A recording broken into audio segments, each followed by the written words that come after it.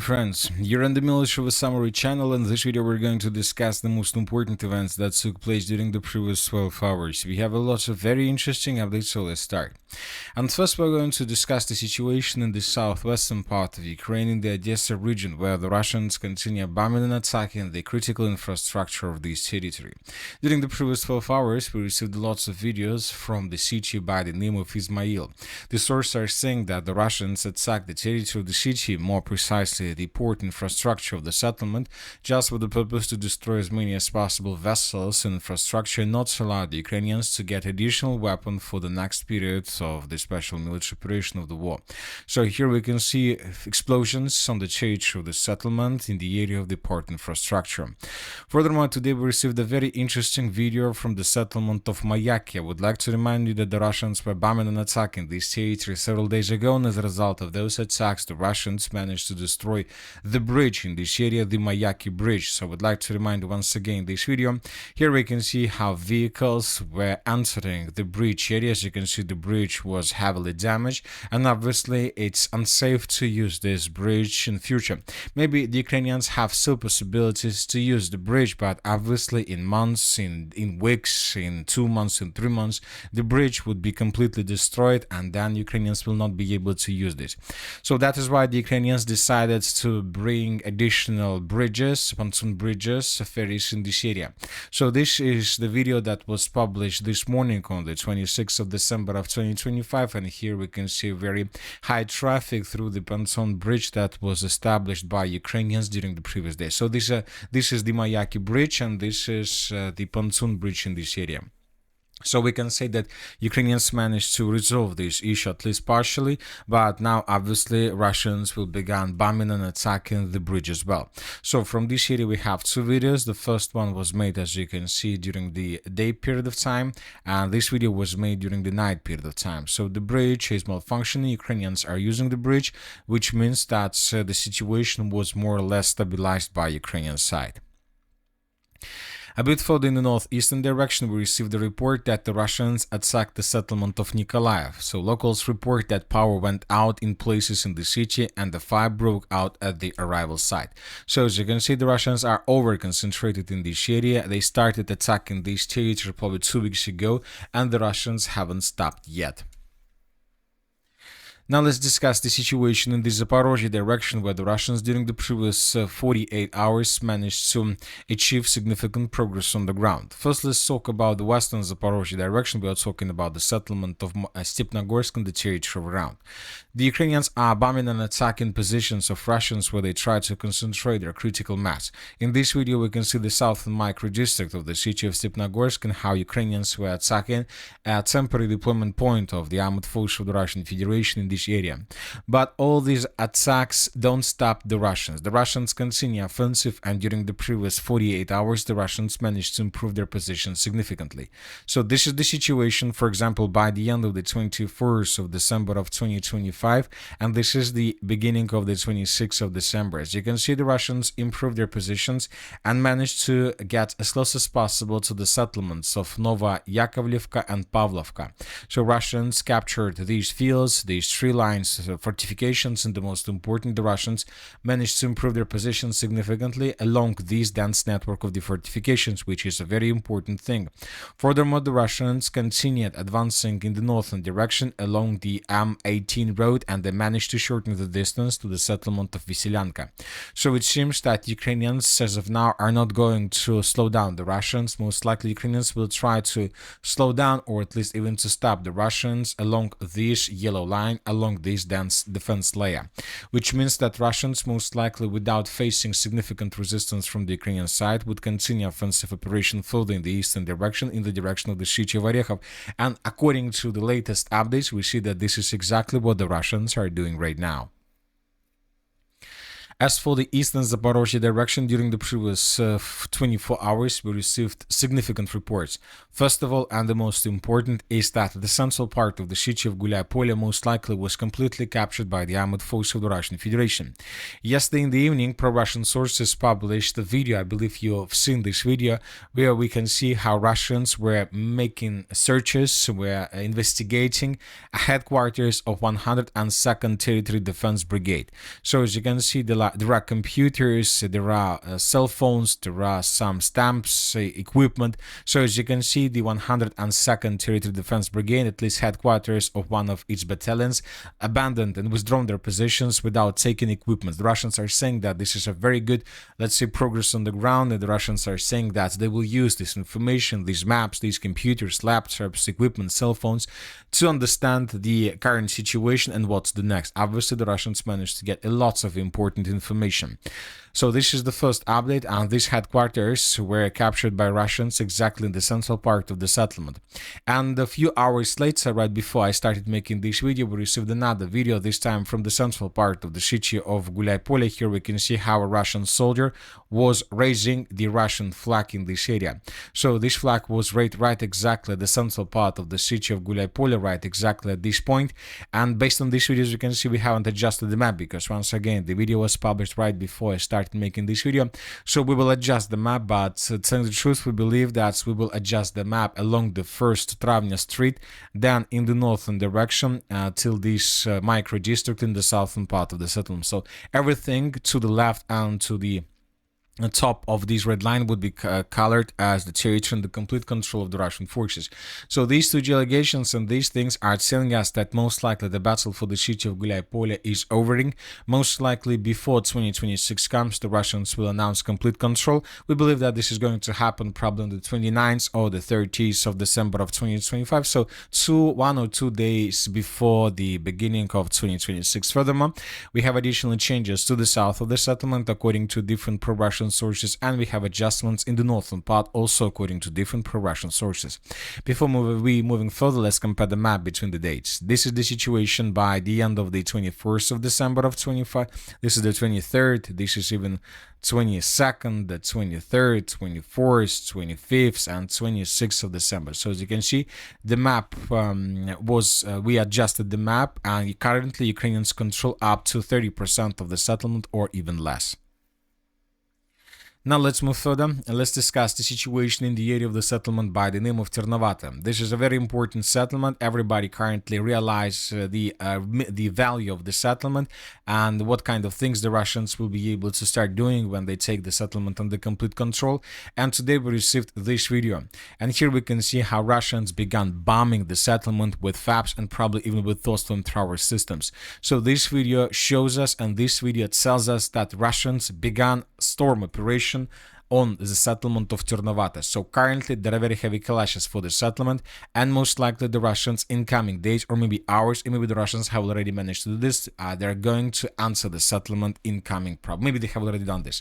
So the clashes are taking place for the village, and if Ukrainians lose control over the settlement of Ternovata and Kosovtseva, the Russians will be able to establish a very strong foothold on the Ukrainian side of the river of Gaichul, and as we discussed in the previous videos, this will open the Russians as direct strict way further in the western direction towards the city of Zaporizhzhia itself. We believe that after the end of the battle for the Gaichur river defense layer, the president of the Russian Federation will change his demands regarding peaceful settlement of the conflict. Now let's move further. As for the Mirnograd-Pokrovsk direction, during the previous 12 hours we received lots of important videos. The first one is coming from the southern part of the settlement of Rodinska. Here we can see how 3 Ukrainian soldiers answered the settlement of Rodinska from the south. The Russians were controlling their movement. The Ukrainians answered a building in the southern part of the settlement, and then the Russians attacked the territory with artillery and FABs and aviation. So this video shows us that Ukrainians began their counter-offensive operation, and currently Ukrainians probably control or are trying to establish control over the southern part of the settlement of Rodinska, which most likely they believe will allow them to unblock the rest of the contingent of the armored forces of Ukraine on the territory of Mirnograd, which still shows resistance to Russians. So as you can see, despite the fact that the settlement of Mirnograd is encircled, we haven't colored the territory of the settlement because we still still receiving reports that there are Ukrainians. Furthermore, we received 2 FPV drone attacks videos published by Ukrainian side. In this video, we can see how Ukrainians were attacking Russians in this area. So this attack confirms that this tree line is under control of Russian forces. We show this video and we discuss this video because these 2 videos, first of all, confirms the line of combat contact. So the current positions of the armored forces of the Russian Federation. Furthermore, several pro-Russian sources stated that the territory between the settlement of Rodinskaya and the settlement of Dorozhnya is already under complete Russian control. We are talking about this part of railways, so this territory is already under control of Russians, and the Russians continue improving their positions further in the direction of the settlement by the name of Biletskaya. Now let's move further and let's discuss the situation in the area of the city of Siversk.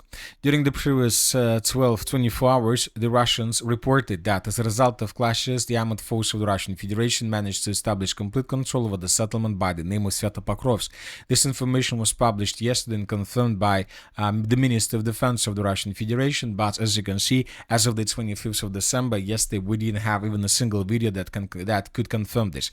But today, pro-Ukrainian sources published 2 videos, at least 1 video with several episodes. Here we can see how Ukrainians were FPV droning and attacking Russian units and Russian forces right exactly at these 2 points. So we have a video that confirms that the edge positions of the armored forces of the Russian Federation were located exactly at these 2 points, which means that most likely everything behind these territories were already taken by Russians. So we have proofs that indeed the Russians managed to walk through the settlement of Svятopokrovsk and to get the next settlement in this area, the settlement of Riznikovka.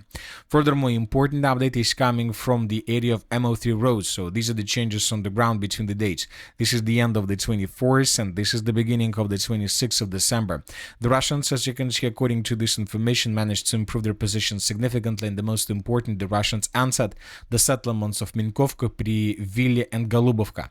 Currently, there are very heavy clashes for this territory, and it seems that something like a very huge disaster is brewing in this direction, and the Russians are shortening the distance to the settlement of Alexandrovka too fast. I believe it's too fast. Ukrainians, they don't have enough of time to create additional defense layer around the Nikolaevska power plant.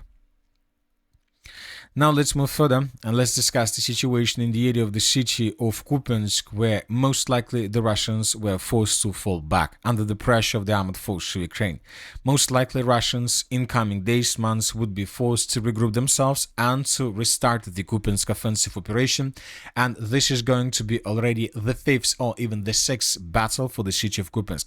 First 2 battles took place in 2022, then 2 more battles took place in 2025 when Russians attacked first, then Ukrainians counterattacked. Now we are at the final phase of the 5th battle for the city of Kupiansk, when the Ukrainians are counterattacking once again, a forced battle. And the next year, we believe we're going to see the 5th, maybe even 6th battle for the city of Kupiansk, when Russians, after a short regrouping, will try to recapture lost positions. So according to neutral mappers, the Russians during the previous days lost lots of positions in the southern part, in the northwestern part of the city, and on the eastern part of the city, basically on the Russian side of the river Voskol. So furthermore, several mappers reported that Ukrainians managed to improve their positions even more significantly in the eastern direction towards the settlements of Stepova, Novoselovka, Kislyovka, Kotlarovka. We haven't adjusted this territory. We are still waiting for additional updates, but probably we will adjust these changes as well. So the territory of Kotlarovka, Kurilovka, Pishane would be recolored back under complete control of the armored forces of Ukraine. Or at least we will color these territories as a gray zone.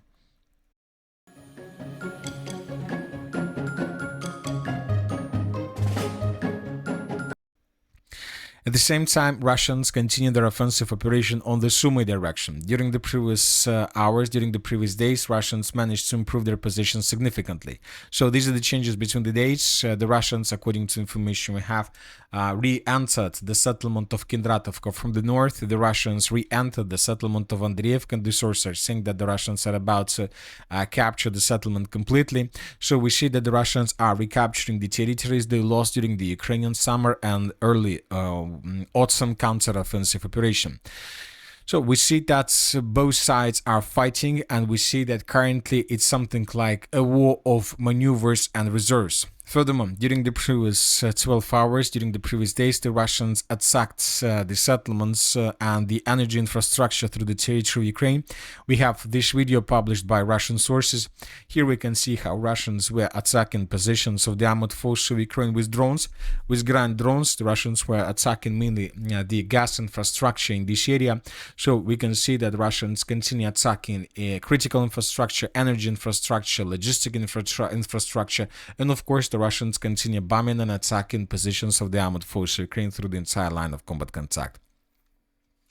At the same time, we start receiving more and more updates that Ukrainians and Ukraine is preparing itself before the beginning of the presidential elections. Tomorrow, the holding of elections and referendums during the war and the preparation of laws will be discussed. A working group of 60 people has been formed. That was stated by Deputy Speaker of the Rada Alexander Kamenko. At the same time, the Ukrainians are saying that Ukraine does not have resources to finance the elections. We should not do that. We have a deficit budget, so Ukrainians are trying to force European countries to pay for elections.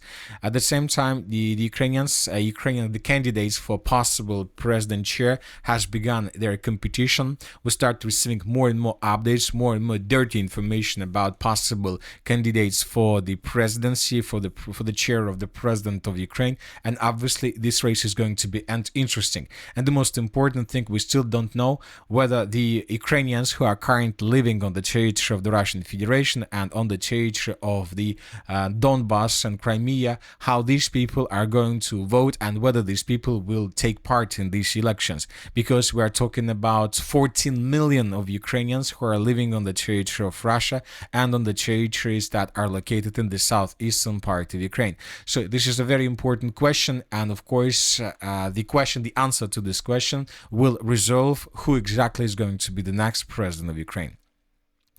And that's it for the short video. Military Summary channel reminds you we condemn any violence in the world. Thank you for watching. Subscribe to my channel, put your likes, join my Patreon, and have a good day. Bye bye.